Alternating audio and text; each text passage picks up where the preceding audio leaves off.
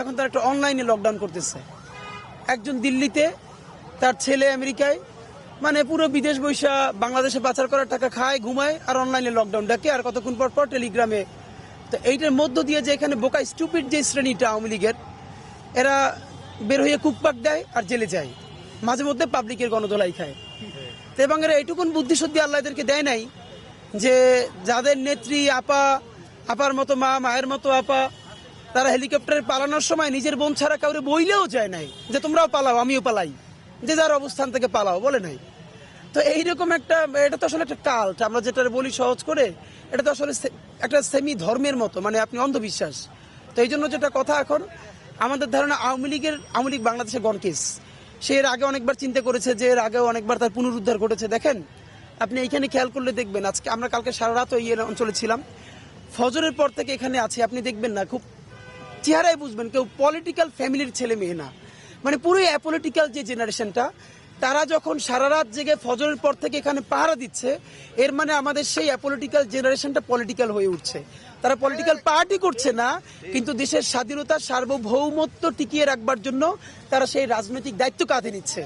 আওয়ামী লীগ যেরকম মুক্তিযুদ্ধ কুক্ষিগত করেছে, জুলাই গণ অভ্যুত্থান সেই মুক্তিযুদ্ধের মালিকানা এবার জনগণের কাছে ফিরিয়ে দিতে চায়। এবার তারা অনলাইনে লকডাউন করছে। আমরা মনে করি এই যে রায়ের আজকে তারিখ ঘোষণা হবে, এবং এই তারিখ ঘোষণা পরবর্তীতে সুষ্ঠু বিচারের মধ্য দিয়ে বাংলাদেশে অফিসিয়ালি আওয়ামী লীগের কবর রচিত হয়ে যাবে।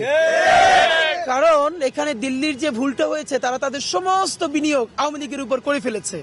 সুতরাং এখন তাদের আর কোনো শুধরানোর জায়গা নাই। আপনাদের মাধ্যমে আমরা ভারতীয় এস্টাবলিশমেন্টে বলতে চাই, আপনারা জুলাই গণ অভ্যুত্থানকে স্বীকৃতি দিন এবং সম্মান করুন। অতীতে যে ভুল করেছেন, সেই ভুল থেকে বাংলাদেশের মানুষের কাছে ক্ষমা চান, এবং জুলাইকে স্বীকৃতি দিয়ে আপনারা নতুন বাংলাদেশের সাথে সম্পর্ক গড়ে তুলুন। দেখেন, আপনারা আমাদের প্রতিবেশী, আমরা আপনাদের সাথে ভালো প্রতিবেশী হিসেবে আপনাদেরকে চাই, কিন্তু আপনাদেরকে প্রভু মানি না। দেখেন, আপনি কোনো দেশে প্রভুত্ব মানাইতে পারবেন না।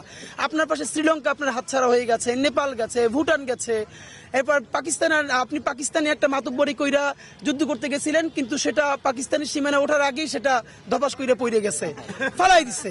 আর আওয়ামী লীগের অন্যান্য যারা আছেন, আপনাদেরকে বলি, দেখেন, হাসিনার উস্কানিতে আপনারা জীবন ধ্বংস করেন না। আজীবন তার উস্কানিতে ধ্বংস, সে কিন্তু ঠিকই হেলিকপ্টারে পালাইছে, তার ছেলে কিন্তু আমেরিকায়, মেয়েও কিন্তু দেশে না। বাংলাদেশে পলিটিক্যালি আওয়ামী লীগ কোনোদিনই একটা রাজনৈতিক দল না, এটা একটা মাফিয়া দল, এবং বাংলাদেশে তার কোনো শিকড় নাই। দেখেন, বেগম খালেদা জিয়াও কোন জুলুমটা নাই তিনি স্বীকার করেন নাই। তিনি কি বাংলাদেশ ছেড়ে গেছেন? তিনি বলেছেন আমার তো আর কোনো, আমি জেল খাটলে ওই দেশে, আমি বেঁচে থাকলে ওই দেশে। জামাতে ইসলামের নেতারা, তারা ফাঁসি হয়েছে এই দেশে, তারা লড়াইও করেছে গত 15 বছর এই দেশে।